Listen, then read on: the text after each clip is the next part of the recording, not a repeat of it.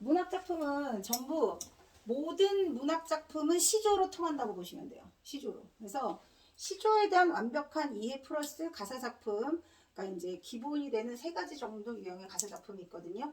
요거 세 개까지 다 마무리해주면 웬만한 학교에서 들어가는 고전문학은 다 맞출 수 있을 거라 생각합니다. 그럼에도 불구하고 1학기 지나고 2학기 되면 고전 파트가 엄청 이제 빈도수가 높게 나오기 때문에 여름방학에 특강을 하는 거거든요. 지금은 이제 요 정도 기준에서 풀 수 있는 정도가 나올 거다에 대한 모든 경우의 수를 다 적은 거예요. 그래서 이 책에 나와 있는 작품만 완벽하게 이해하셔도 1학기는 문제 없다. 자, 첫 번째 시는요, 민요입니다. 민요. 책 몇 쪽이냐면 76쪽이에요. 76쪽 가보세요. 자, 작자미상의 민요인데요. 이 시의 특징은요, 선생님이 여기 적어준 것처럼 각각의 특징들 중에서 이것과 연계되는 부분들이 있으면 그게 같이 시험 문제 출제된다고 보시면 돼요. 선생님이 여기다가 적어준 건 가사작품 대표적인 예를 적은 거고요. 이 민요하고 완벽하게 내용이 일치하는 사설시조도 있습니다. 자, 그래서 76쪽에 보면 첫째 줄 보세요. 자, AA, BA 표시해 보세요. 형님 온다가 A입니다. 그 다음 형님 온다가 또 A예요. 두 번 나왔죠? 분고개로 얘가 B예요. 그 다음 형님 온다가 다시 A예요. 사사조지. 글자 수가 4글자씩 반복되니까 사사조야. 선생님이 지금 몇 번 끊어 읽었어요? 4번 끊어 읽었죠? 사사조, 사음보, AA, BA 구조 모두 운율 형성입니다. 적었어요? AA, BA 구조로 나오는 것들이 굉장히 많이 있어. 자, 요거 같은 경우는 자, 청산별곡 살얼이랐다. 청산의 살얼이랐다. 그것도 똑같아요. 자, 민요적 율격을 취하는 것 중에서 AABA 구조를 통해서 운율을 형성하는 예문들이 굉장히 많이 나온다는 거. 선생님이 찾아주는 거 말고 낯선 지문이 나왔을 때에도 AABA를 볼 줄 알아야 된다. 바뀌는 거 한 가지를 찾으시면 되고요. 4글자씩 계속해서 반복되는 사사조의 사음보 율격을 취하고 있습니다. 오늘부터 찾았어요. 그리고 이제 보통 우리가 시가문학 하면 대화체보다는 독백체가 많아요. 독백체. 대화체가 나와 있다면 특이한 형태라고 보시면 돼요. 낯선 형태, 잘 쓰지 않는 것들이 나오면 그건 시험 문제 출제 요소다. 자, 그러면 이제 두 사람이 대화를 하고 있는데 형님 온다 그랬으니까 화자가 누구겠어요? 동생이겠죠. 자, 화자가 동생이고 화자가 형님한테 어디 가십니까? 라고 질문을 하면 이제 형님이 하소연을 할 거예요. 시집살이의 고충을 이야기하는 형님이 중심 인물이에요. 형님이 하소연하게끔 이야기를 끌어나가는 인물이 누구예요? 동생이에요. 그래서 얘는 중심 인물 아니고 보조적인 역할을 하는 인물이라고 할 수 있어. 자, 중심 역할을 하는 인물이냐, 보조 역할을 하는 인물이냐, 이렇게도 문제를 낼 수가 있고요. 자, 대화는 내가 질문을 했을 때 대답이 와야지 대화야. 그냥 말을 건네기만 하는 건 대화가 될 수가 없어요. 그럴 때는 그냥 말을 건네는 말투. 이봐 이웃들아 산수구경 갑시다. 이렇게 얘기를 했는데 이웃들이 대답을 안 했어. 그건 대화체가 아니라 그냥 말을 건네는 말투예요. 그럼 여기 봐보세요. 선생님이 송민국 왜 적어줬냐면 지금 1학년 과정에서 가장 중요한 작품 중에 하나가 송민국이요. 실제로 수능에도 기출이 계속 되고 있는 작품들이었기 때문에 수능에는 안 나오겠지만 모의고사나 내신에서는 반드시 나오는 거고 모든 교과서에 수록되어 있는 작품입니다. 얘가 대화체 형식을 쓰고 있어요. 똑같이 지금 여기 말하는 것처럼 동생이 보조적인 역할을 한다고 그랬잖아요. 여기 을려라고 갑녀, 을려 중에서 을려가 중심 인물 역할을 해요. 임과 헤어지고 난 다음에 여기서 말하는 미인이 임금을 말하는 겁니다. 임금과 헤어지고 난 다음에 임금에 대한 절절한 그리움을 가사 형태로 지은 겁니다. 은우야 책상을 옆으로 움직이세요. 잘 보이는 쪽으로.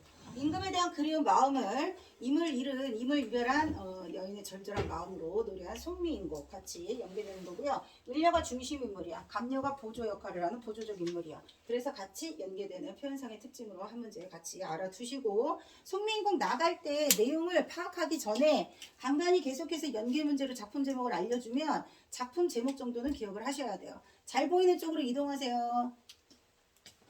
그 다음에 형님 마중 누가 갈까? 형님 동생 내가 가지. 형님 거기 줄쳐. 형님 사촌 형님 시집살이 어땠을까? 까지 이제 형님한테 시집살이에 대해서 지금 물어보는 거야.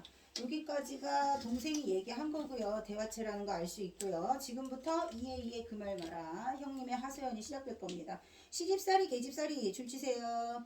자, 지금 선생님이 맨 위에 뭐라고 썼냐면 시집살이는 누구나 다 힘듭니다.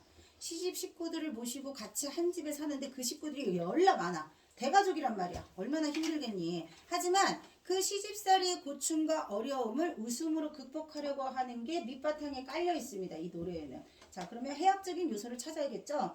시집살이, 계집살이 1번 하시고 언어유희 표시하세요. 언어유희.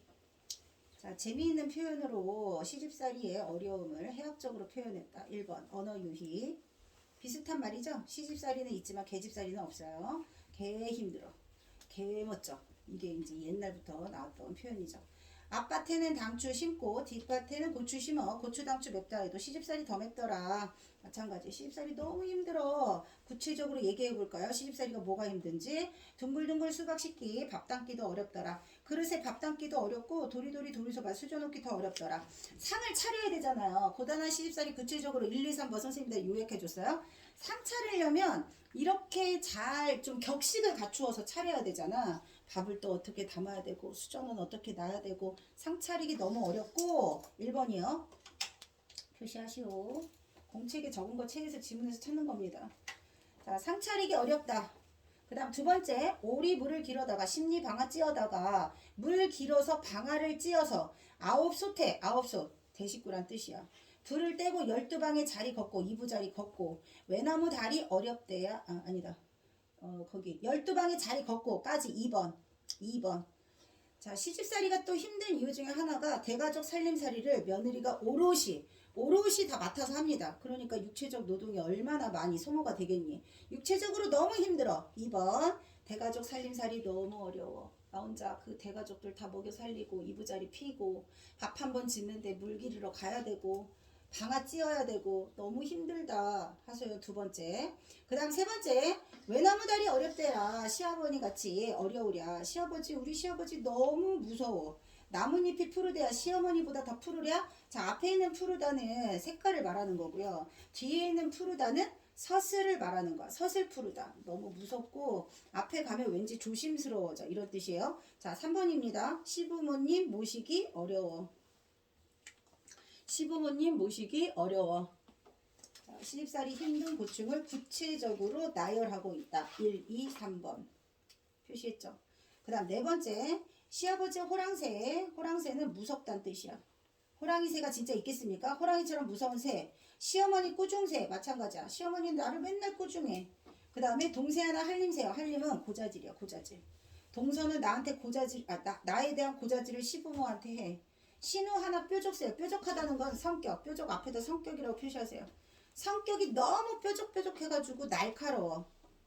그 다음에 시아집이는요. 남편의 남자 형제 위에 있는 형님. 시아주버니는 뾰중새. 뾰중새는 뾰족하다 뾰중스럽다 비슷한데 여자는 좀 약간 성격이 날카롭다면 남자는 좀 퉁명스러운. 아주버님 너무 퉁명스러워. 남편 하나 미련새요. 남편이 이런 내 속을 알아주면 좋겠는데 어찌나 미련한지 남편은 내 속도 몰라줘. 자식 하나 우는새요. 자식은 맨날 남아보면 울면서 껌딱지처럼 떨어지지를 않아. 그래서 남편들이 보통 보면 엄마한테 딱 붙어있는 자식들을 엄청 사랑스럽게 즐거운 마음으로 바라보죠. 아빠가 놀아준다고 그래도 엄마 옆에만 붙어있어. 그러니까 육아에 대한 고충을 남편이 도와주면 좋겠는데 그 몫도 다 내 몫인 거야. 너무 힘들어요. 그래서 나 하나만 썩는 실세. 자, 썩는 앞에 뭘 넣으면 좋을까요? 내 속은 썩는다. 자, 모든 식구들을 새에다가 빗대어 표현했고요. 이렇게 새에다 빗대어 표현을 하니까 시집 식구들의 뭐가 잘 드러납니까? 성격, 특징. 시집 식구들의 성격과 특징을 압축적으로 새에다가 빗대어서 해학적으로 표시하고 있습니까? 압축적으로 해학적으로 새에다 빗대어 표현하고 있다. 시집 식구 성격들이 아주 잘 나타나 있다. 자, 그 다음 기먹어서 3년이고 어두워서 3년이고요. 말 못해서 3년이고요. 석 3년을 살고 나니 석 3년 총 9년을 보여도 안 보이는 척, 들려도 안 들리는 척, 말하고 싶은 것이 있어도 말하지 않고. 이거 뭡니까? 옛날부터 전통적으로 내려오는 봉건적인 그런 어떤 가족관계 형성에 있어서 며느리 된 여자들은 다 이런 억압받는 생활을 했어요. 그리고 백곡 같은 내 얼굴이 백곡 3단, 백곡은 결혼 전에 고왔던 내 모습이에요. 결혼 전에 내 모습을 비유하는 것. 백곡, 3단, 백곡. 그런데 이제는 너무 고생을 많이 해서 얼굴은 호박됐고 머리는 비사리춤처럼 아주 푸석푸석해졌고 손은 아주 오리발처럼 거칠어졌네. 뭡니까? 결혼 전후 내 모습이 너무 초라하게 변했어. 자, 이 장면은 규현과하고 유명상통합니다. 자, 여기 결혼 전후 변화라고 했죠? 규원가에도 결혼 전에 아주 아리따운 이팔 청춘에 남편을 만나서 결혼을 했어요. 그런데 이 남편이 진짜 뭐라고 해야 되지? 그냥 허구한 날 술 먹고 기생집에 가서 놀고 집에는 들어오지 않고 이런 남자를 만난 거야. 그러니까 몇 년 사이에 혼자 독수공방하고 외로운 처지에 있으면서 너무 힘들게 지내는 여자가 하소연하는 노래가 규원가예요. 규원가 알아두셔야 돼요. 자, 그래서 남편을 혼자 돌아오지 않는 남편을 원망하고 있는 이 규원가에도 결혼 전후 변화되는 모습이 나온다는 거. 그 같이. 그래서 이 부분과 이 부분이 연계돼서 같이 또 나와요. 적어 놓으시고. 자, 열쇠무늬 반물치마 눈물 씻기 다 젖었네. 두퍼프제 행구치마 콧물밖에 다 젖었네. 눈물 콧물 시집살이 서러움이야. 시집살이 서러움 때문에 눈물 쏟기 콧물 쏟기 허구한 날 계속 이렇게 눈물 콧물을 쏟았더니 자 눈물 콧물 동그라미 소에다 화살표 내가 허구한 날 하루 종일 일과를 보내고 난 다음에 딱 놓으면 눈물이 하염없이 흐르는 거야. 베갯머리가 연못이 된 거야. 과장법입니다. 과장법. 눈물 콧물 아무리 흘려도 연못이 될 수는 없습니다. 과장법. 그만큼 너무 고충이 심하다.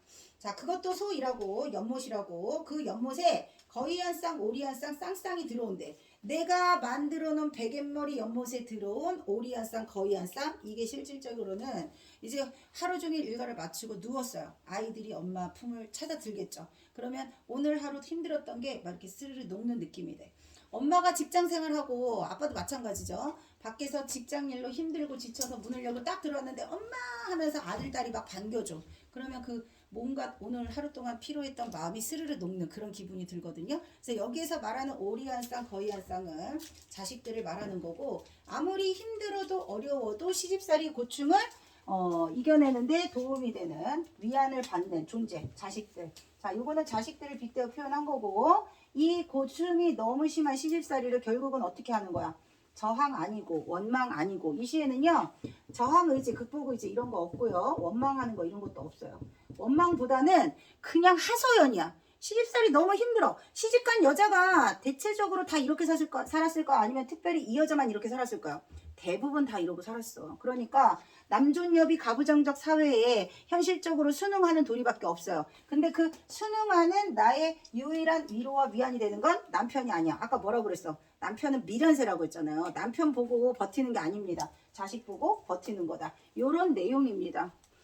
자, 문제 볼게요. 77조. 자, 1번 적절하지 않은 것은 5번입니다. 극복 없어요. 순응하고 체념한다고 했습니다. 자, 나머지 1, 2, 3, 4 별표예요. 별표. 그 다음 2번, 4번이에요. 집안 형편 어렵다가 아니라 대가족 살림살이 시부모님 모시고 살기가 너무 어렵다. 4번. 그 다음에 3번. 자, 3번에서 고추가 되게 맵잖아요. 그런 것처럼 시집살이가 너무 맵더라.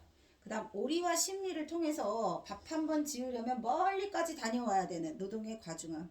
그 다음에 호랑새, 포중새 모두 시아버니, 시어머니가 상대하기 힘든 존재다. 성격을 나타내기도 하고 시집식구들의 특징을 압축적으로 표현한 거라고 했습니다. 그 다음 백꽃과 호박꽃은 초라하게 변한 모습 때문에 대비, 동그라미 치세요. 슬프다. 그 다음 거의 오리는 자식들을 말하는 거라고 했습니다. 현실에 대응하지 못하는 X, 5번. 그 다음 4번. 자, 작품 감상하는 방법. 내재적 관점, 외재적 관점을 찾으시면 돼요. 2번만 내재적 관점이고 나머지는 모두 다 외재적 관점이다. 2번. 자, 그 다음 시조. 자, 시조는 크게 지금 이제 세 가지로 나눴어요. 1번부터 3번까지가 절이가요. 절이가. 절개를 지킨다, 의리를 지킨다. 절이와 단심을 지키는 단심가. 가장 대표적인 게 자, 고려에서 조선으로 넘어가는 고려 말기의 시조가 처음 나왔다고 했습니다. 초반기 시조의 주 작가 계층은 신진사대부들이었어요. 자, 이 신진사대부들은 고려의 개혁을 원했으나 급진파와 온건파로 나눠지게 되면서 또 다시 파가 갈리게 됩니다. 같이 함께 새로운 세상을 만들어보자 했던 이들이 고려가 아닌 조선을 세우자라는 이성계 무리로 딱 갈리게 되면서 어떻게 됩니까? 고려를 끝까지 따르려고 했던 사람들이 주로 절개를 노래했고요. 그들 입장에서 봤을 때는 이성계는 변심한 역적 죄인이 되는 거야. 그래서 이런 이성계 무리가 아닌 고려의 끝까지 고려 왕조에 충성을 다하겠다. 가장 대표적인 사람이 여기 나와 있는 사람들이에요. 여기 있는 사람. 자, 그 다음에 시간이 흘렀어. 조선이 세워졌어요. 조선이 세워지고 난 다음에 조선 전기에 수양이 단종을 몰아내고 왕위를 찬탈하는 사건이 벌어집니다. 그게 계유정난이요. 선생님이 중간중간에 써놨어요. 수양이 단종을 몰아내자 단종을 끝까지 왕위에 옹립시키려고 했던 대부분의 사람들이 목숨을 걸고 단종 포기를 꾀합니다. 거기에 앞장섰던 사람들이 성산문과 같은 사육신들이에요. 그리고 죽지는 않았지만 살아남았던 대부분의 사람들, 사육신과 생육신이 끝까지 절개와 절의를 지켰던 사람들이라고 할 수 있어요. 그래서 어떻게 나오냐면 두 개가 시대를 초월해서 같이 섞여서 나올 수가 있습니다. 엄청나게 많은 작품이 나올 거예요. 그래서 고려를 따르는 사람이 단종을 따르는 절개를 지니고 있는 사람들이라고 보시면 돼요. 이들 입장에서는 이들이 부정적인 사람일 수밖에 없어. 그래서 처음에 정몽주가 고려를 따르겠다는 의지를 밝혔을 때 이방원이 하여가를 지어서 회유를 하려고 했잖아요. 저번에 했었죠. 이 몸이 죽어 100번 고쳐 죽어. 그렇게 하여가를 통해서 정몽주를 이제 회유하려고 했으나 정몽주는 끝까지 죽음을 맞이하게 됩니다. 정몽주는 고려에 대한 충심을 노래했던 신하. 시간이 한참 지나서 단종에 대한 충심을 노래했던, 자 여기서 말하는 성산문이 끝까지 절개를 지키고 싶은 대상은 누구예요? 단종에 대한 변함없는 충심. 요렇게가 같이 비교대조해서 만약에 나온다 그러면 주제는 똑같아요. 주제는 똑같은데 표현이 달라. 성산문은 끝까지 100번을 죽어도 내 영혼이 다 갈아 없어지더라도 일편단심 변치 않겠다. 직접적으로 자신의 의지를 제시한다. 근데 성산문 같은 경우는 저 복례산 제1봉에 소나무가 되어서 끝까지 도개청청하겠다. 이건 뭐예요? 간접적으로 자연물에 우의적으로 빗대어서 표현했다는 거. 이렇게 비교대조하는 문제가 나오지 단독집은 나오지 않고요. 학교 교과서에 시조 시험범위 한두 개 정도 들어가요. 사설시조 하나, 평시조 하나. 이제 많이 들어가 봐야 두세 개 정도 같이 들어가거든요. 그러면 이제 그 학교 시험범위에 연계되는 작품들이 10개에서 20개 정도 나온다고 보시면 돼요. 그러니까 시조는 총 한 학기에 30편, 40편 정도는 계속 뭔가를 이렇게 좀 공부하고 계셔야 나중에 문제가 나오더라도 맞출 수가 있다. 자, 그래서 첫 번째 시조를 볼게요. 가시조 볼게요. 78조. 자, 78쪽에 눈 맞아 휘어진 데를 뉘려서 붙었던 거. 눈 세모 치세요. 눈. 자, 보통 소나무나 대나무와 같은 사군자들이 나오면 변함없는 지조와 절개를 나타내는 자연물이라고 생각하시면 돼요. 고전 시가에서 특히 시조에서 눈은요. 소나무나 대나무한테 시련과 고난이 됩니다. 표시하시고.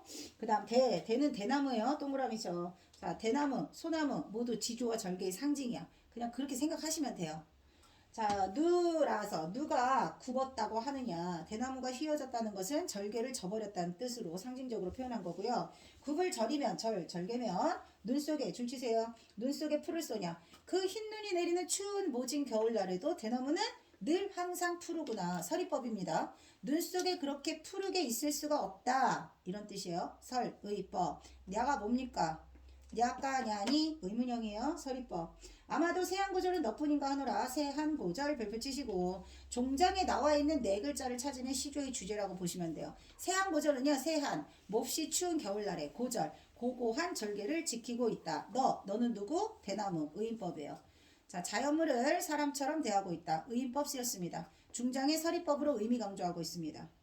그 다음에 자신의 굳은 지조와 절개를 대나무에 빗대어서 상징적으로 이야기하고 있다. 원천석. 오른쪽에 보시면 보기 설명 나와 있을 겁니다. 고려말 유신이니까 원천석에게 대나무는 누구에 대한 고려에 대한 변함없는 충심을 얘기하는 겁니다. 그 다음 나를 보세요. 나. 이 몸이 죽어가서 무엇이 될 거하니. 이 몸 성산문입니다. 자, 별표 치세요. 교과서 수록작품이에요. 이거 가시는 연계되어서 나오는 경우가 많고요. 나시는 교과서 수록작품입니다. 자, 내가 죽으면 무엇이 될 거하니. 이거 뭐니? 적어요. 가정법. 내가 만약에 죽는다면 가정법. 필기는 이따 해도 돼. 민거는 선생님이 사진 찍어놨어. 가정법. 자, 무엇이 되려고 하는지 아느냐라고 물어보고 스스로 대답을 하는 거라서 문답법으로 얘기하기도 합니다. 복례산 제일 높은 봉에 낙락장성이 되겠다고 했어요. 긴 가지를 늘어뜨린 커다란 소나무는 화자의 의지를 대신하는 자연물. 자, 소나무의 상징적 의미는 대나무와 같다고 했습니다. 지조절개의 상징.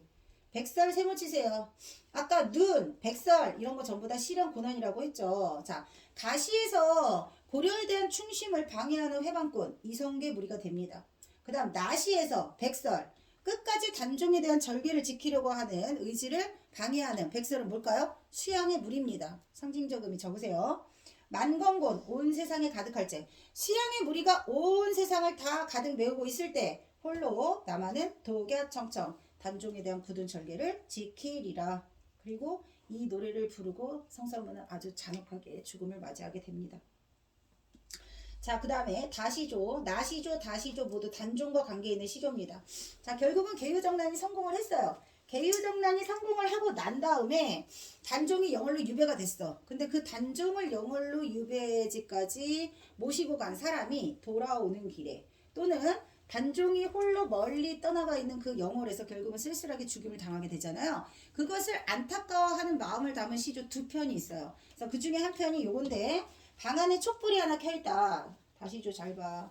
촛불이 누구와 이별을 하였간데, 자, 촛불이 이별을 했다고 라고 하는 것은 여기 보시면 자, 단종 임금을 멀리 유배 보내고 난 다음에 임금과 이별한 화자의 처지를 촛불이 이별한 것처럼 표현을 했어요. 화자가 이별한 것을 촛불이 그런 것처럼 표현을 했다. 이거 뭐예요? 감정이입입니다. 감정이입. 임금과 이별하고 속타고 눈물을 흘리는 자신의 안타까운 마음이 촛불도 그렇다고 믿는 것. 이거 자, 단종에 대한 안타까운 마음을 촛불에 이입해서 표현했다. 감정이입 하나 문제 나오고요. 단종과 관련되어 있는 시조는 딱 두 작품밖에 없습니다. 1학년 과정에서는 이 두 작품만 알아도 충분히 다 문제 풀 수 있어요. 자, 적으세요.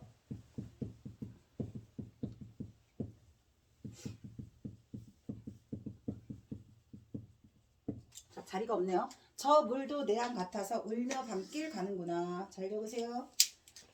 자, 이제 멀리 임금과 이별하고 돌아오는 길에 시냇가에 앉은 거예요. 근데 시냇가에 이렇게 앉아서 바라보니까 냇물이 막 흘러가. 냇물이 흘러가면 줄줄줄 소리가 나겠죠? 흘러가는 냇물이 마치 울면서 가는 소리처럼 느껴진다 이런 뜻이야. 울며 밤길 가는구나. 끝까지 적으셨어요? 마지막 종정만 써준 거예요. 자, 너도 누구와 이별했니? 나도 너무 슬픈데. 너도 내 마음과 같아서 울면서 밤길을 가는구나. 라고 말하는 이 물이 감정이입이다. 촛불, 촛불, 물 두 개 세트로 같이 알아두시면 돼요. 요게 나오든 저게 나오든 둘 다 똑같이 감정이입 관련해서 문제 나옵니다. 아셨죠? 자, 내 마음이 슬프다. 촛불도 그렇다. 물도 그렇다. 뭐라고요? 감정이입. 자, 겉으로 눈물 지고 속 타는 줄 모르는구나. 자, 촛불에 심지가 까맣게 타들어가는 것처럼 내 속이 탄다. 그 다음에 촛농이 막 흐를 거 아니에요. 여기서 눈물이 떨어진다는 거, 촛불에서 흘리는 눈물은 촛농이 떨어지고 있다는 뜻이야. 저 촛불 날과 같아요. 속 타는 줄 모르는구나. 네 마음도 내 마음과 똑같이 아프구나. 네 글자로 뭐라고요? 동병상련입니다. 됐죠? 자, 79쪽 1번. 자, 자문자답은 나입니다. 나. 내가 죽으면 무엇이 될 거 하니? 낙락장송이 될 거야. 스스로 묻고 답하고. 그 다음 특정 시어를 통해서 부정적 상황. 가시에서 부정적 상황. 눈입니다. 나시에서 부정적 상황. 백설입니다. 그 다음 다시에서는 속이 타고 눈물을 흘린다. 모두 왕과 이별한 처지. 그 다음에 이성계 무리와 반대되어 있는 상황. 이런 것들을 나타낸다. 2번 맞고요. 3번에서 서리적 표현 어디다 그랬어요? 가에 있다고 했습니다. 눈 속에 풀을 쏘냐. 그 다음 사물에 인격을 부여한다. 자연물에 인격을 부여한 거. 가하고 나에 있죠? 가에 있죠? 그 다음 역설. 자, 역설적 표현은 그러니까 이제 겉으로 봤을 때는 모순된 표현인 것 같지만 그 안에 깊은 의미를 담고 있는 거잖아요. 없습니다. X. 자, 답은 공통점 3번이다. 그 다음 2번 원천석과 관련해서 해석을 하면요. 4번에서 눈 속에 풀을 쏘냐가 원망이 아니고 뭐라고 그랬어요? 변함없는 지조 절개. 그 다음 3번 4번 재회에 대한 희망 없습니다. 왕은 쓸쓸하게 유배되어 죽었다. 4번. 그 다음 4번 계유정난 알아두라고 했습니다. 2번이요. 우러러 보는 존재가 아니라 화자의 굳은 의지. 뭐예요? 지조 절개. 누구에 대한? 단종에 대한. 제일봉은 높은 그 산에 낙락장송이 되겠다고 했으니까 저 높은 곳에 내가 되고 싶은 거 소나무다. 지조 절개. 그 다음 5번입니다. 지향하는 것. 화자가 원하는 것. 그 다음 미은은 화자가 속이 타는 것처럼 촛불도 속이 타고 있다. 자, 80쪽에 10년을 경영하여 여기서부터 자, 저리가는 1번부터 3번까지 시조가 되고요. 자, 10년을 경영하여 4번, 5번, 6번까지가 강호가도의 가장 대표적인 작품이라고 할 수 있어요. 그러니까 이제 여기 보시면 끝까지 절개를 지키려고 했던 대부분의 사람들이 죽임을 당하거나 살아남거나, 근데 전개에서는 이제 멀어져 가서 자연으로 돌아가게 돼요. 자, 자연으로 돌아갔던 대부분의 사람들, 여기서 자연으로 돌아간 사람, 여기서 자연으로 돌아간 사람들, 온갖 주변에 있는 모든 자연과 친하게 지내려고 하는 마음, 그러면서도 세상의 순리에 거스르지 않고 자연 속에서 마음 편하게 소박하게 즐거움을 누리면서 살겠다, 이런 모든 의지를 담고 있는 게 강호가도예요. 자연에서 사는 즐거움을 느끼려면 첫 번째, 소박한 삶. 두 번째, 안분지조. 번호 뺄게요.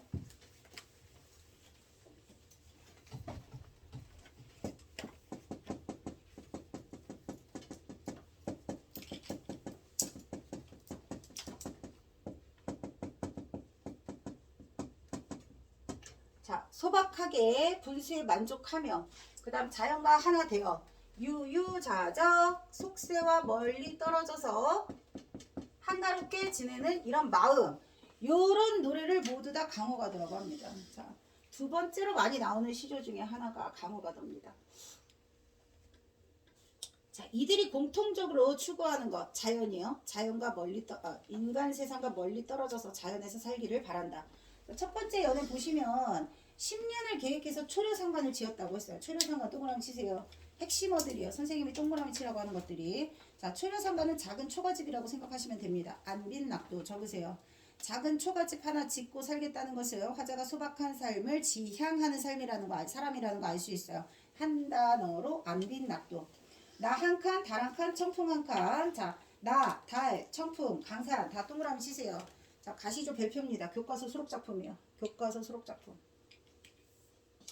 그래서 나와 함께 작은 초가집에 청풍과 달이 함께 살 거예요. 자, 옆에다가 무라일체라고 적으세요. 무라일체. 자연에 동화되어 살겠다는 의지. 무라일체. 근데 강산은 들어올 수가 없어. 우리 집이 너무 작으니까. 그래서 둘러두고 거기 앞에다가 적으세요. 병풍처럼. 병풍처럼. 둘러두고 보겠다. 자, 병풍처럼 둘러두고 보겠다라는 것에서 자연과 함께 하겠다는 의지가 또 드러나 있고요. 독창적인 표현이에요. 깼죠? 깼죠? 정신 차리고 빨리 쓰세요. 자, 병풍처럼 둘러두고 보리라 옆에다 적어. 기발한 발상. 기발한 발상. 자, 가시죠? 별표. 그 다음 나시죠? 보세요. 자, 이런 건 연계 문제로 들어가요. 말 없는 청산이요. 청산은 말이 없습니다. 태 없는 유수로다. 자, 자연은 꾸밈이 없어요. 그 다음 갑. 갑은 돈이야. 청풍은 돈으로 살 수 있는 게 아닙니다. 그 다음 명월은 주인이 없습니다. 자연의 속성. 초장하고 중장이 비슷한 구조가 계속 반복되고 있다. 대구법이에요. 대구법. 청산, 유수, 청풍, 명월 모두 합쳐서 자연. 자연의 속성. 속세와 대비되는 자연은요. 늘 항상 꾸밈 없고 마음껏 즐길 수 있어. 돈이 없어도. 이 중에 병 없는 이 몸이, 자, 병 없다라는 것은 속세에 대한 뜻이 없는 화자. 속세의 세속적 부귀영화의 뜻이 없는 화자. 분별 없이 자연에서 걱정 없이 늙겠다. 자연 좋아. 자연에서 살리라.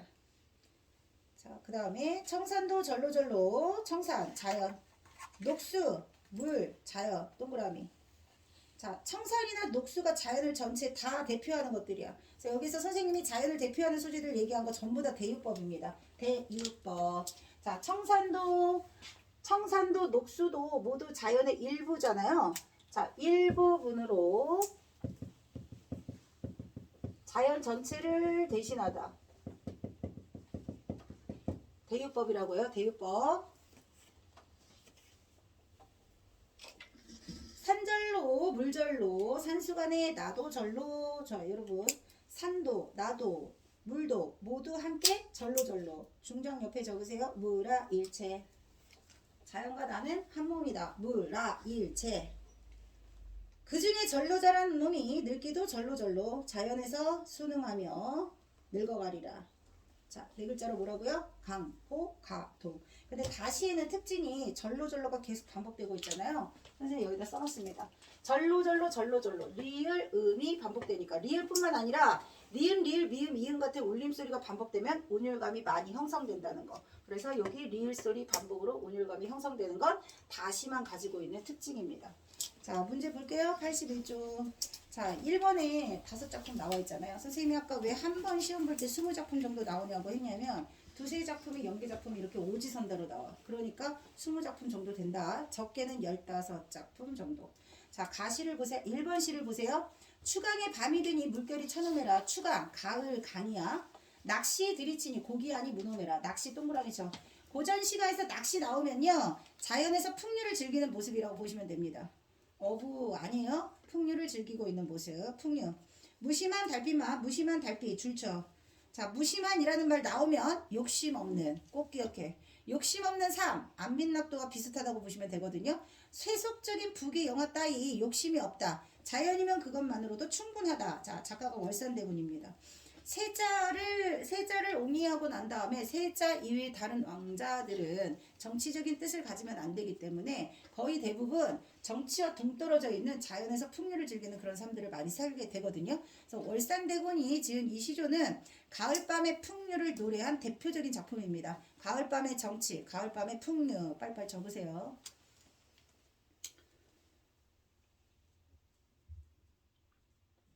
자연에서 욕심 없이 살리라. 낚시 나오면 뭐라고? 풍류를 즐기는 삶이야. 그 다음 2번 시는요. 집방석 내지 마라. 낙엽은들 못 앉으랴. 자, 집방석 세모 치세요. 그 다음에 낙엽 동그라미 치세요. 솔불 세모 치세요. 달 동그라미 치세요. 자, 지프로 방석을 삼아서 잘못 말했다. 지프로 방석을 삼는다는 건 사람이 만들어내는 거야. 인위적인 것, 인공의 것, 인위적. 적으세요. 인위적. 근데 집방석이 아니어도 낙엽을 모아 놓으면 방석처럼 푹신할 수 있어. 그러면 낙엽은 뭐예요? 자연적인 거야. 인공적인 인위적인 것보다 자연 친화적인 것이 좋다. 이런 뜻은 자연이 좋다라는 의지를 낙엽을 통해서 그 다음 달을 통해서 얘기한 거야. 솔불을 켜지 않아도 돼요. 켜지 마라, 켜지 마라 이런 뜻이야. 솔불도 마찬가지. 집방석과 마찬가지로 인공의 인위적인 거. 이런 LED 등 이딴 거 필요 없다는 거야. 달빛이면 충분하다. 우린 깜깜해서 못 보지만 옛날에는 이랬단 말이야. 박주산채 별표. 자, 박주산채는 소박한 음식이란 뜻이에요. 간단하게 차린 상차림이란 뜻인데 안빈낙도 적으세요. 박주산채의 뜻. 안빈낙도. 간단하고 소박한 상차림이지만 그것만으로도 충분하다. 안빈낙도. 박주산채 안빈낙도. 그 다음 3번. 산촌에 눈이 오니 돌길이 묻혀세라. 자, 3번 시조도 열나 잘 나옵니다. 화자가 지금 머물고 있는 것은 산촌입니다. 근데 눈이 왔어요. 돌길이 묻힌 거예요. 돌길 세모, 12세모. 자, 저 돌길을 따라서 쭉 내려가면 인간 세상이 나옵니다. 아주 깊고 깊은 산 속에서 인간 세상 내려가려면 돌길을 내려가야 돼요. 12는 살인문이란 뜻이야. 문을 열지 마라. 아무도 날 찾아오지 않는다. 뭔 얘기냐면 이 광해군대 사람이에요. 광해군대 영창대군 폐위와 관련된 사건에 반대 상소를 올렸다가 유배를 당한 사람이야. 근데 그곳에서 멀리까지 나를 찾아올 수 있을 만한 사람이 없어요. 근데 산촌에 눈이 막 파묻혀 있으니까 그곳으로 내려가는 길도 다 막혀버린 거야. 그래서 눈은 여기에서 속세와 단절시켜주는 도구라고 보시면 돼요. 눈의 의미 단절. 속세와 화자의 단절을 의미하는 시어야. 눈이 너무 많이 와서 고립된 거야. 요즘도 뭐 눈 너무 많이 오면 비행기 못 뜨고 막 이러는 것처럼. 자, 속세로 가는 길이 다 막혀있고 아무도 날 찾아주지 않지만 나는 그래도 외롭지 않다. 뭐 때문에? 일편명월 동그라미 벗 동그라미. 저 달이 나의 벗이니 나는 괜찮다. 이런 뜻이에요. 자, 그 다음 4번 시조 보세요. 청산은 어찌하여 망고에 푸르르며. 자, 가끔 가다가 출제율이 가장 높은 시조가 연시조인데 그 중에서도 도산시비고 필수지문입니다. 별표 치세요. 뜬금없이 3월달에 3월 모고에 가끔 나오기도 하는 시인입니다. 중학교 교과서에 수록되어 있는 학교가 있어서 그래요. 청산은 망고에 푸르르다. 변함없는 속성. 그 다음에 유수는 어찌하여 주야에 긋지 아니한고. 유수는 흐르는 물이에요. 흐르는 물은 밤낮으로 계속 끊임없이 청산 동그라미 유수 동그라미. 청산과 유수의 공통점은요. 영원 불변. 영원 불변. 기억해. 자연의 속성, 영원히 변치 않는 속성을 가지고 있어서 사람들이 좋아하는 거야. 근데 인간 세상은 시시각각 환경에 따라 상황에 따라 너무 자주 바뀌어. 사람 마음이라는 게. 그래서 자연과 인간은 반대되는 거야. 자, 우리도 그치지 마라. 만고상창하리라. 만고상창 별표 치세요. 자, 만고상창의 사전적 의미는 항상 늘 변함없이 한결같이 변치 않으리라 이런 뜻인데 그렇게 해석하시면 안 돼요. 학문수양의 정진. 저거 학문수양의 정진. 자, 태계 이황 선생님은요. 벼슬 관직에서 물러나서 도산에 서원을 지어놓고 끝없이 학문에 대한 수양을 멈추지 않으셨습니다. 성리학적 대가였던 태계 이황 선생님이 늘 한결같이 저 자연을 본받아서 우리도 열심히 학업에 정진하도록 하자라고 다짐하는 그런 노래고요. 많은 속세 사람들에게 사람은 늙어 죽을 때까지 배워야 하느니라 이런 교훈을 전달하는 거기도 하다고 보시면 돼요. 자, 그래서 답은 4번이고요. 그 다음 5번에서 별표쳐. 전원에 남은 흥을 흥 동그라미 치세요. 전나기에 모두 싣고 줄 치세요. 자, 흥이라고 하는 것은 눈에 보이지 않습니다. 선생님이 여기 자 동짓달 이것도 교과서 수록 작품이요. 자, 자리가 없어서 아까 못 썼는데 전원에 남은 흥은 눈에 보이지 않는 추상적인 대상입니다. 여기 이거 보이시죠? 자, 여기 밤과 같이 보이지 않는 대상을 마치 보이는 것처럼 쓰는 거. 그래서 추상적 대상을 구체화하는 연기작품이 같이 나올 거예요. 1, 2, 3, 4. 그 중에 한 편, 요거 나올 거예요. 자, 전원에 남은 흥을 전나기에 모두 싣고, 남은 흥을 나기에 싣고 돌아오겠다. 이게 보이냐? 주머니에 이렇게 꼭꼭꼭꼭 눌러 담아서 남은 흥을 나기에 듬뿍 실어서 돌아오겠다. 여기서 말하는 흥은 자연, 전원에서 즐기는 풍류를 말하는 겁니다. 나는 자연이 좋아서 이곳에서 계속 즐겁게 살리라 라는 뜻이고요. 자, 흥을 모두 싣고 다시 81쪽으로 돌아오세요.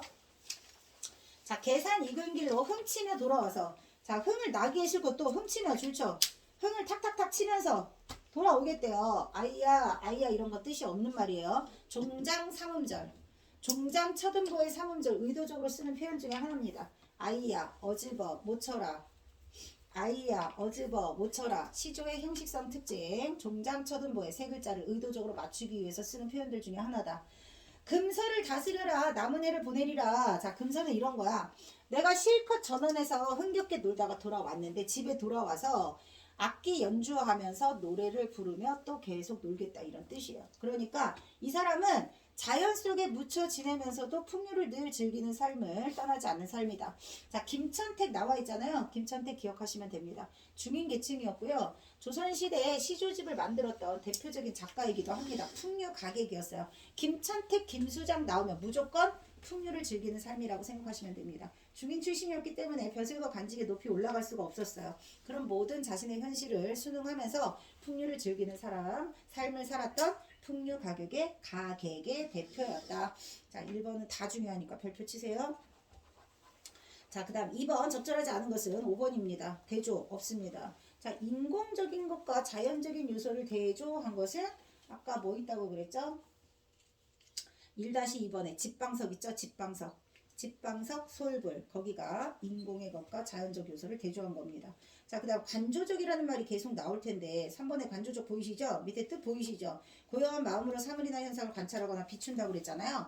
어떤 대상을 관찰할 때 관찰 플러스 사색 적어놔. 관조라고 하는 것은 깊이 있게 뭔가 생각하면서 잔잔하게 곰곰이 생각하다 이런 뜻이야. 사색적이다 라는 말과 좀 비슷하다고 보시면 됩니다. 자, 그 다음 3번 보기를 바탕으로 해석한 관점이라고 했습니다. 자, 보기에 제시된 관점은 무슨 관점일까? 반영론적 관점이라고 했잖아요. 그러면 4번에서 당시의 자연에서 가치를 찾으려는 사람이 많았다. 반영론적 관점, 시대적 상황과 관련지어서 해석한다. 4번. 그 다음 4번 다에 대한 설명으로 적절하지 않은 것은 5번입니다. 해악 없고요. 오늘 해악적인 요소 뭐 있었어요? 힘들고 어려울 때 웃음으로 극복하려고 하는 거. 시집살이 노래 민요 있었어요. 해악 밑에 적으세요. 민요, 사설시조. 민요나 사설시조와 같은 평민계층에서 작자 미상의 작품은 해악성이 두드러질 수밖에 없다. 웃으면서 극복하기 이런 뜻이야. 근데 만약에 해악에다가 비판이 플러스 되면 풍자가 되는 겁니다. 해악만 있는 건지 풍자도 나타나는 건지 구분하는 거 시험에 나온다. 5번. 자, 그 다음 5번 윤선도의 만흥에다 별표 치세요. 자, 만흥은 흥이 가득하다 이런 뜻이야. 연시조 시험 출제 잘 되는 거 아까 도산시비곡 얘기했잖아요. 그리고 1-3번에 나와 있는 신음의 시조도 사실 연시조 중에 한 편입니다. 방홍시어, 도산시비곡 여기 나와 있는 만흥, 여기다가 어부사시사 연시조 출제가 굉장히 높은 것 중에 하나고 교과서 수록작품이야. 별표 치세요. 보리밥 풋나물 동그라미 치세요. 아주 소박한 음식이란 뜻이야. 안빈낙도 저거 안빈낙도. 가난하고 소박하지만 즐겁다 이런 뜻이야. 알맞게 먹은 후에 바위끝 물가에 슬카지에 실컷 바위끝 물가에서 놀았어요. 그남은 연함은 일이야. 그남은 연함은 일. 세모 치세요. 별표. 이렇게 자연에서 즐겁게 소박하게 사는 거 말고 그 밖에 연함은 일. 밑에 적어. 벼슬길. 자, 속세에서의 삶이에요. 속세에서의 삶. 인간 세상에서 사람들이 가장 추구하는 것. 벼슬길에 오르는 것. 뭐예요? 부귀영화를 누리기 위해서 입신양명, 출세를 지향하는 그런 삶. 나는 관심 없다. 이런 뜻이다. 부러울 것이 있으랴? 있으랴. 서리법이야. 부러울 것이 없다. 부럽지 않다. 별표입니다. 1번. 자, 80쪽, 81쪽에 나오는 시조. 전체 실권이라는 거 중요해요. 자, 그 다음 맵버들. 자, 맵버들 동그라미 치세요. 자, 화자와 이별하면서 맵버들을 가려서 꺾어서 좋은 것만 골라서 보내노라 님의 손에 줄 치세요. 보내노라 님의 손에 도치법. 님에게 맵버들을 보낼 거다. 보내노라 서술어 위치가 바뀌었다. 도치법. 자신은 창밖에, 자신은 왼쪽에 적어 임. 자, 자신은 주무시는 주체 누구예요? 임이 주무시는 창밖에 심어두고 보세요. 무엇을? 맵버들을. 밤비에 새잎이 나거든 나인가도 여기세요. 새잎을 보고 나를 기억해 주세요. 고로 맵버들은 화자가 자신의 마음을 전달하는 수단, 자신과 동일시되는 수단으로 임에게 준 겁니다. 그래서 화자의 분신과 관련된 문제 진달래꽃 나온다고 했습니다. 김소월 진달래꽃. 다른 작품 아직 안 배워서 안 썼어요. 자, 나중에 이제 김소월에다가 플러스 추가가 되겠죠. 화자의 분신과 관련 있는 것들. 그 다음 나시조 별표 교과서 수록작품. 모든 학교 시험 문제야. 나시조가 모든 학교에 수록되어 있기 때문에 다가 나시조와 연계되는 3종 세트 무조건 나오는 시조입니다. 동짓달 기나긴 밤은 이미 없어 홀로 지내는 외로운 밤입니다. 여기다 왜 세모 쳤게요?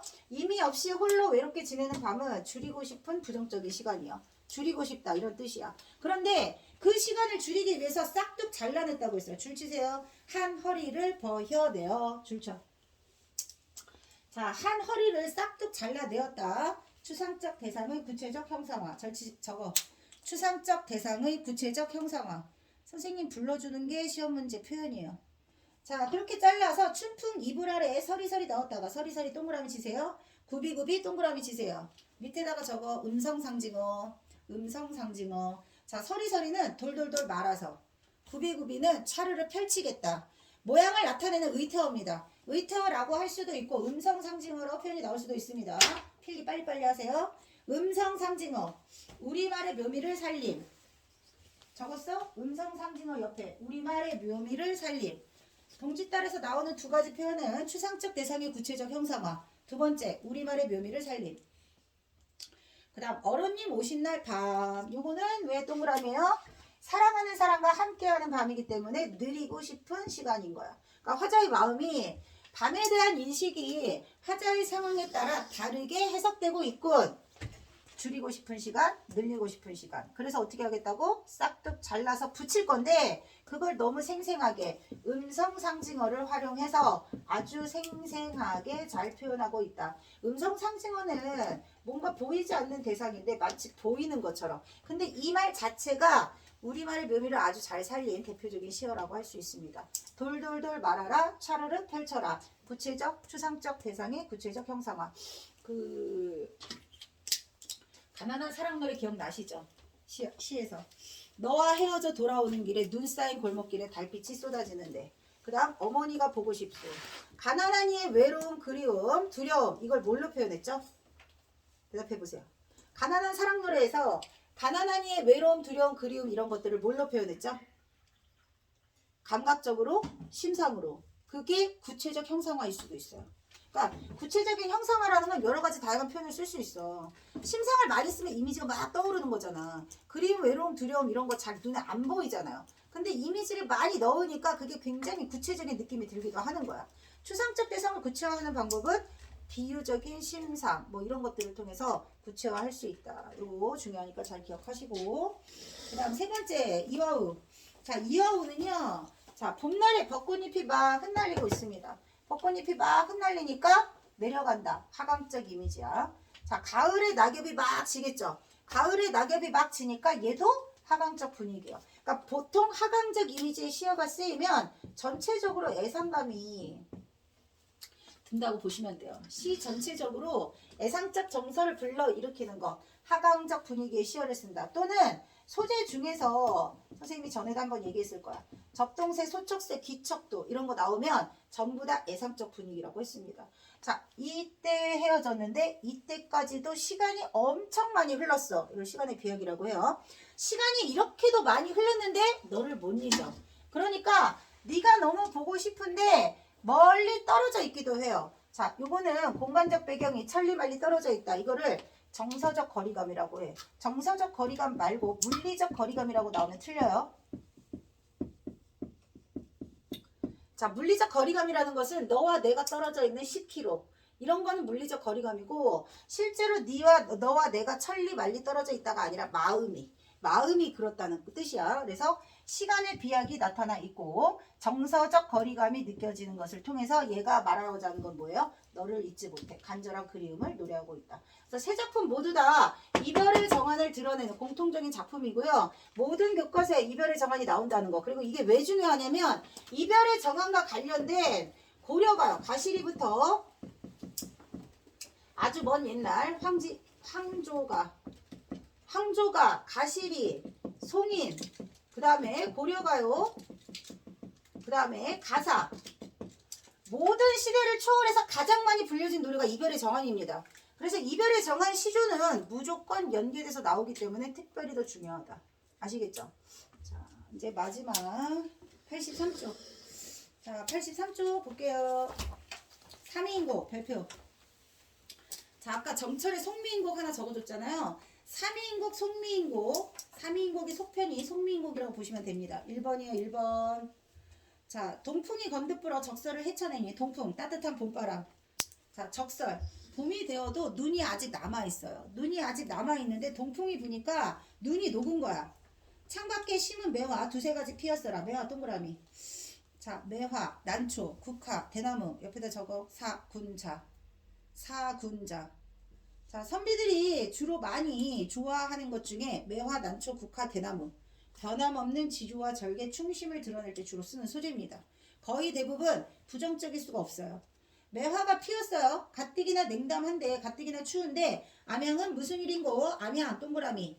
매화의 그윽한 향기란 뜻이야. 매화가 긍정적인 의미니까 암향도 긍정적인 의미겠죠? 그리고 황혼의 달이조차 베개맡에 비치니, 자, 황혼 무렵에 달빛이 쫙 이렇게 내리비치고 있어요. 흐느끼는 듯 반기는 듯 임이신가 아니신가? 임이 너무 보고 싶다 이런 뜻이에요. 저 매화 꺾어내어 임계신데 보내고자. 줄쳐. 저 매화 꺾어내어 임계신데 보내고자. 무슨 뜻이야? 내 마음을 매화에 꾹꾹 눌러담아 님에게 보내고 싶다 라는 뜻이야. 어디서 배웠던 거랑 똑같아요. 가에서 맵버드라고 완전히 똑같다고 볼 수 있겠죠.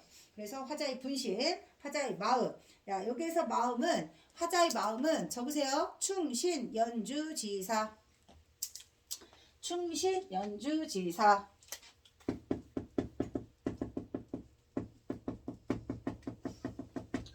자, 충신, 화자겠죠. 정철이에요, 정철. 자, 충신은 연모한다. 누구를? 주군을. 임금에 대한 변함없는 마음을 이렇게 절절한 사랑 노래로 표현한 겁니다. 자, 가사작품 최고봉이고요. 3위인곡, 송미인곡은 늘 세트로 나오기 때문에 정철이 유배지에서 임금을 그리워하는 마음을 절절하게 담은 노래다. 3위인곡, 송미인곡 모두 세트. 근데 3위인곡의 특징은 지금 여기에서 매화라고 했잖아요. 자, 봄에는 매화꽃 향기를 모아서 님에게 보내드려야지. 여름이 되면 옷을 예쁘게 잘 지어서 아름답게 만든 다음에 님에게 보내야지. 봄, 여름, 가을, 겨울 사계절별로 님에 대한 변함없는 마음을 여러 가지 다양한 소재를 통해서 전달하고 있는 게 3위인곡이에요. 근데 아까 송미인곡 선생님이 뭐 적어줬어요? 대화체 형식으로 썼다 그랬죠. 3위인곡 이거는 뭐예요? 독백체예요. 3위인곡, 송미인곡은 따로따로 안 들어갑니다. 교과서에 안 들어가는데도 시험범위에 넣는 학교 많다고 했어요. 그래서 독백체로 충신의 변함없는 마음을 노래했고 특징이 봄부터 겨울까지 계절별로 자신의 마음을 담은 소재들을 쓰고 있다는 게 특징이다. 여기에서는 화자의 분신 때문에 문제가 나온 겁니다. 4번이에요. 자, 그 다음에 2번은 왜 딱 봐도 천리의 외로운 꽃만 오락가락 하노라 라고 똑같은 표현이 나와 있죠. 다시조의 천리의 외로운 꿈만 오락가락 하노라와 똑같이. 자, 근데 나와 비교하라고 했습니다. 나와 비교하라고 했으니까 맞지 않는 것은 2번 부정적 상황 극복 X.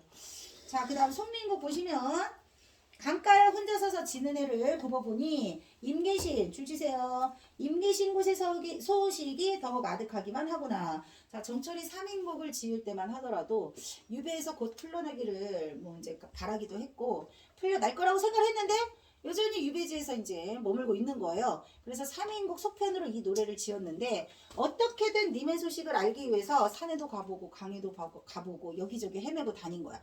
근데 여기저기 헤매고 다녔는데 님의 소식을 알 길이 없는 거예요. 자, 벽 가운데 초가집 찬 잠자리에 한밤중에 돌아오니 헤매다가 자기가 머물고 있었던 초가집으로 돌아왔어요. 벽 가운데 걸려있는 등불 줄 치세요. 별표 치세요. 자, 벽 가운데 걸려있는 등불. 이거 해석본이고 원본에는 반벽청등이라고 나와 있습니다. 반벽청등. 자, 옛날에는요.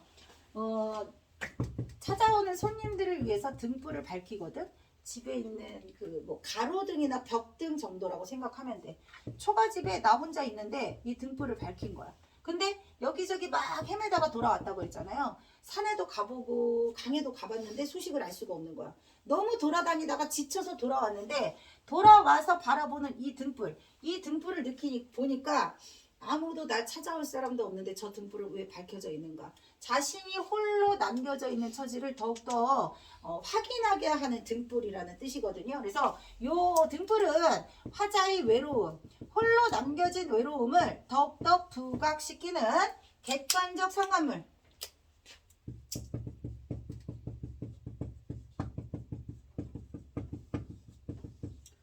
홀로 외롭게 켜져 있는 등불이 홀로 외롭게 쓸쓸하게 살아가고 있는 자신의 처지를 더욱더 각인시키는 역할을 한다. 객관적 상관물 표시하시오.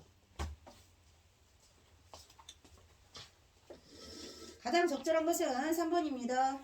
자, 그 다음 4번 다에 대한 설명으로 적절하지 않은 것은 5번입니다. 잊고자 아니고요. 네가 너무 보고 싶어.